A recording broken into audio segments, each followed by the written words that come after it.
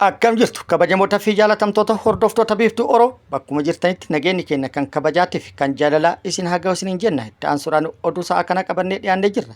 Hanga dhuma sagantaa kanaatti nu wajji turaan immoo affeerraa keenya kun biiftuu Oroodha keessan jajjabeeffadha laayik sheer godhuu hin dagatina. Akkasumas gama maatii chaanaala kanaa warreen dhufan sabiskiraayib godhuudhaan miseensa maatii chaanaala kanaa ta'uudhaan oduu wayitaawaa soora gurraa kan ta'an argachuudhaan itti bohaarana affeerraa kenna affeeramtanii jirtu gara maatii chaanaala kana makama kallattimaan gara mata duree oduu amma qabadhetti yeroo dabru oduun jalqaba. Weerarri dhibee haaraa tibbana kibba Itoophiyaa jiinkatti mudate. Vaayirasii Maarbarg jedhamuun kan daddarbu ta'uu ministeerri fayyaa Itoophiyaa beeksisee jira. Akka hubannoo fi of eeggannoof ta'utti dabalata odeeffannoo kana qabannee jirra isiniin kenna.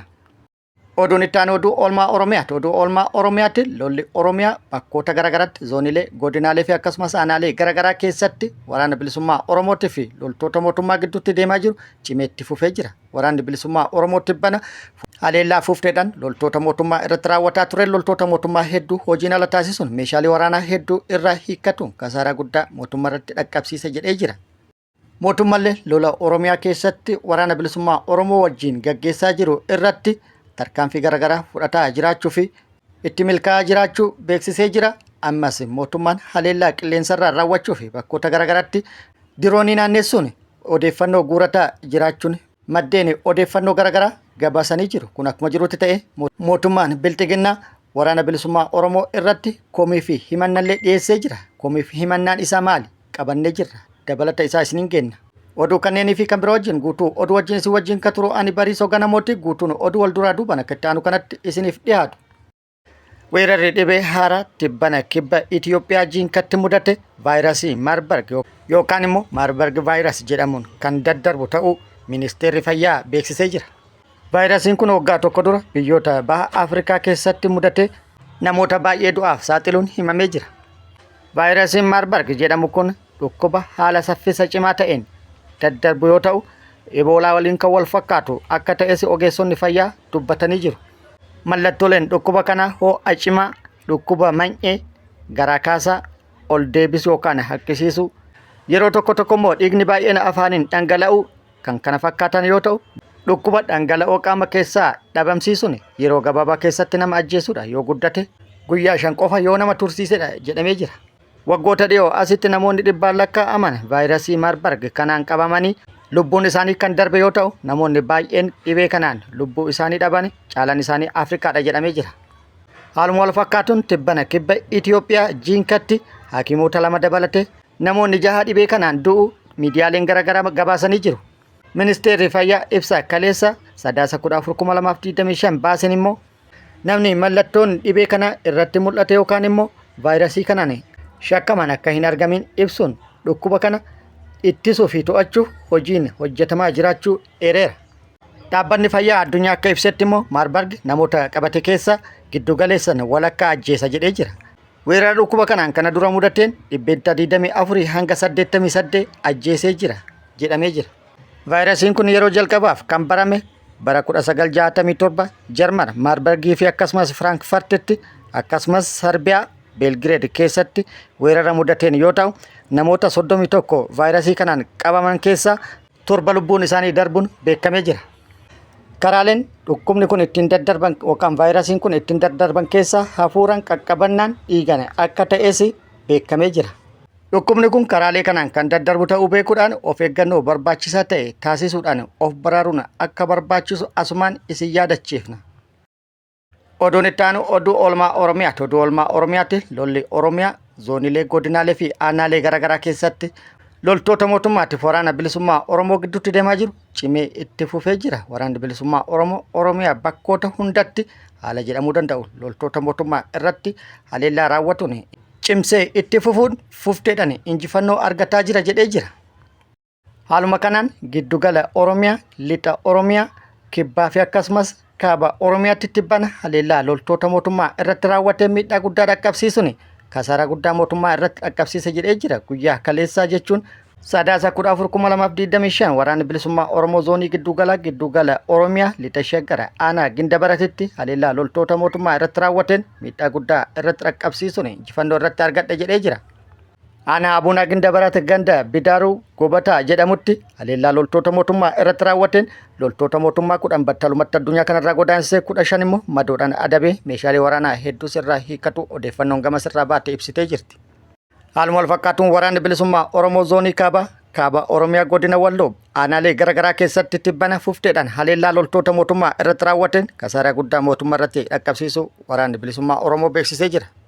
Haleellaa kana kan raawwate godina Walloo aanaa Daawwee Harawwaatti fi akkasumas aanaa Harxummaa Fuursetti yoo ta'u aanaa Daawwee Harawwaa iddoo addaa Qaaccaa Barri jedhamutti lola fufteedhaan guyyaa lamaaf gaggeessaa tureen miidhaa guddaa loltoota mootummaa irratti dhaqqabsiisuun injifannoo irratti argatu beeksisee jira. Haleellaa guyyaa lamaan walitti qabsiisee yookaan walitti fufsiisee loltoota mootummaa irratti raawwateen hedduu addunyaa kanarraa godaansee hedduu madeessuun meeshaalee waraanaa hedduus irraa hiikatu odeeffannoon gamas irraa nu geettee ibsitee jirti. Haleellaa kanas kan raawwate sadaasa 12-13 walitti aansuudhaan yoo ta'u haaluma wal fakkaatuun achuma godina Walloo aanaa Harxummaa Fuursee bakka addaa Shawaareen jedhamutti sadaasa 12-13 fufteedhaan haleellaa walitti aansuudhaan loltoota mootummaa irratti raawwateen miidhaa guddaa akka irratti dhaqqabsiise beekamee jira. Haleellaa raawwatee tureen loltoota mootummaa hedduu addunyaa kanarraa godaansee hedduu madeesse meeshaalee irraa hiikkatuun beekamee jira. Bakkoota lolli itti gaggeeffame kana wal qabate gama waraana bilisummaa Oromootti odeeffannoon kun yoo nu ga'u gama mootummaatti odeeffannoo argachuuf yaallee turre odeeffannoo argachuu hin dandeenye yookaan immoo wanti jedhame hin jiru. Haaluma wal fakkaatu waraanni bilisummaa Oromoo zoonii kibba Oromiyaa godina Booranaa aanaa Moyyaaleetti barraa kana haleellaa loltoota mootummaa irratti raawwatuun miidhaa guddaa dhaqqabsiisuun injifannoo irratti argatu beeksisee jira. Godina Booranaa aanaa Moyyaalee ganda Maddoo bakka addaa Goda Garbaa jedhamutti barraa kana haleellaa loltoota mootummaa irratti raawwateen hedduu hojiin ala taasisuun injifannoo irratti argatu odeeffannoon achirraa nu ga'e ibsee jira. Guutuu odeeffannoo kana akkuma nu ga'een qabannee kan dhufnu ta'a. Haaluma wal fakkaatu waraanni bilisummaa Oromoo zoonii lixa Oromiyaa aanaa Qilxuu Kaarratti injifannoo argadhe jedhee jira. Ganda Guyyoo Daalletti haleellaa loltoota mootummaa irratti har'a barraa kan raawwateen miidhaa guddaa akka irratti dhaqqabsiisee fi haleellaa raawwateen hedduu addunyaa kanarraa godaansee hedduu madoodhaan adabuun akkasumas haleellaa raawwate kanaan meeshaalee waraanaa hedduus akka hiikkate odeeffannoo achirraa nu ga'e ibsee jira. Dabalata odeeffannoo kanallee yookaan guutuusaa akkuma nu ga'een qabannee kan isiniin geenyu ta'a. Odeeffannoon gara mootummaatti jirummoo mootummaan Oromiyaa bakkoota garaagaraatti haleellaa diroonii raawwachuudhaaf habuuraa jiraachuun odeeffannoon maddeen garaagaraa irraa baane agarsiisanii jiru. Haaluma kanaan Salaaleen aanaa Hidhabuu Abootee fi aanota biroo irratti har'a ganamaan dirooniidhaan marsaa kan turanii fi akkasumas lixa Oromiyaa aanaalee garaagaraa irratti marsaa turuu odeeffannoon maddeen garaagaraa irraa baane agarsiisanii jiru. Kun akkuma jirutti ta'e mootummaan Bilxiginnaa waraana bilisummaa Oromoo komatee jira. Waraanni bilisummaa Oromoo Faannoo TPLF fi akkasumas Shaabiyaa wajjin ta'uudhaan adda tokkummaa waraanaa waliin uumuu fi mootummaa Itoophiyaa irratti waraana labsuun mootummaa Itoophiyaa kuffisuu fi marii iccitii mari'ataa jiru jechuudhaan himannaa fi komii kan dhiyeesse yoo ta'u waraanni bilisummaa Oromoo kun himannaa fi komiin kun dhugaa jirtu kan ibsu odoo hin taane shira jedhee jira. Dhugaan jirtu mootummaa Bilxiginnaa Oromiyaa keessatti humni inni qabu hedduun hojiin ala ta'ee jira. Meeshaalee waraanaa hedduu irraa hiikkannee jirra. Kasaaraan humna namaatii fi meeshaa waraanaa guddaan irratti dhaqqabee jira. Moo'atamanii jiru. Moo'atamne jechuu irra mootummaan Bilxiginnaa kan filate uummata ittiin burjaajessuu fi dhugaa jirtu kana haguuguuf shirame jedhee jira. Torban dabre waraana bilisummaa Oromoo waliin marii araara iccitiidhaan gaggeessaa jirra jechuudhaan olola bal'aa bananii ture ni fashale.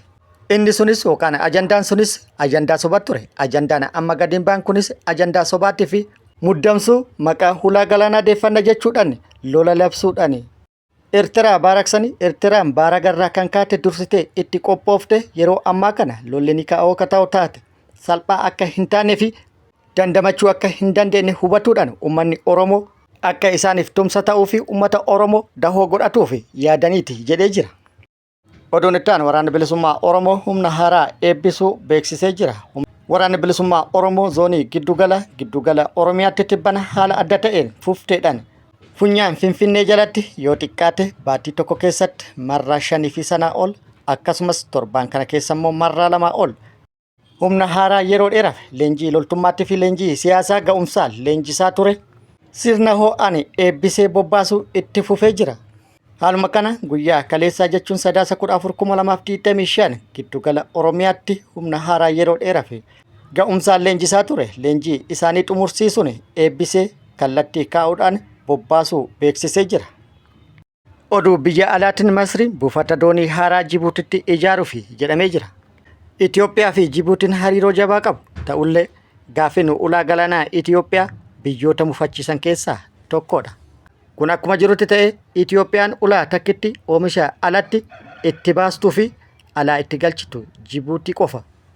Gara biraatiin immoo yeroo Itoophiyaan ulaa galaanaa argachuuf gaaffii isiitii fi akkasumas sochii isii cimsitee itti fufaa jirtutti Masriin buufata doonii haaraa ijaaruuf Jibuutii wajjin walii galuun dhagahamee jira. Masriin buufata doonii hedduu qabdi. Odoo buufata galaanaa hedduu qabdu Jibuutii dhuftee buufata galaanaa haaraa ijaaruun maaliif isii barbaachise jechuudhaan qaamoleen garaagaraa gaaffilee garaagaraa kaasaa jiru. Kana qofaa miti Masriin yeroo ammaa kana biyyoota ollaa Itoophiyaa ta'an hunda waliin hariiroo cimaa uumtee jirti. Biyyoonni kunneenis Suudaan, Eertiraa, Jibuutii, Soomaaliyaa yoo ta'an Itoophiyaan kanneen waliin hariiroon isiin qabdu Masriidhaan durfamee jira. Inni kunis ciminni dippiloomaasii Itoophiyaa gaaffii keessa kan gale ta'uu kan akeeku jechuudhaan qaamonni garaagaraatii fi BBC'n akeekanii jiru. Akka maddeen garaagaraa gabaasanitti masaanuu Itoophiyaa kan taate Masriin sochii investimentii guddaa Jibuutii keessatti taasisuuf akka deemtu ifoomee jira. Sagantaa investimentii gaggeessuuf deemtu keessaa buufata SGTD kan jedhamu humna elektirikaan osoo hin taane soolaarii meegaawaatii 20 oomishu ijaaruun yaada qabdi jedhamee jira. Akkasumas ekspoortii Masriif kan oolu zoonii loojistiikii hektaara 10 bal'atu akkasumas terminaala haaraa akka ijaartu gabaafamee jira. Xiinxalaa gaafa Afrikaa kan ta'e Dr. Nagaraa Guddataa kaayyoo Masrii kana xiinxala isaatiin yoo ibsu Masriin buufata itti dhiyoo fi baay'ee qabdi. Buufata doonii haaraa Jibuutitti ijaaruu kan isii barbaachiseef dhimma hidha laga Abbaayyaatti wal qabatee walitti gaarreeffannaa Itoophiyaa fi isii gidduu jiru irratti hundaa'uudhaan Jibuutitti buufata haaraa ijaaruun kun Itoophiyaa irratti dhiibbaa guddaa qaba jettee waan amantuuf jedhee jira. Kun akkuma jirutti ta'e walumaa galatti yaadni wal fakkaatan qaamolee garaagaraa biraa Masriin Jibuutitti buufata haaraa ijaaruun Itoophiyaa irratti dhiibbaa ni qaba. Itoophiyaa ni yaaddessa jechuudhaan gaafataa jiru. Yeroo Itoophiyaan buufata asabdeeffachuuf gaaffii fi sochii isii cimsitee itti fuftetti investimentiin Masriin gaggeessuuf deemtu kun dhiibbaa qaba. Itoophiyaaf kan qooxarraa fuudhatti kan okotaa buutee ta'itti jechuun qaamoleen gaaffii isaaniitiif yaada isaanii dhiyeessanillee jiru. Hundaafuu waan ta'u of durri kan agarsiisu ta'a. Kabajamoota fi jaalatamtoota hordoftoota Biiftuu Oroo oduu namaaf qabadde kana hanga ammaa kana guutuu oduu wajjin isin wajjin kan ture ani Bariisoo Ganamooti.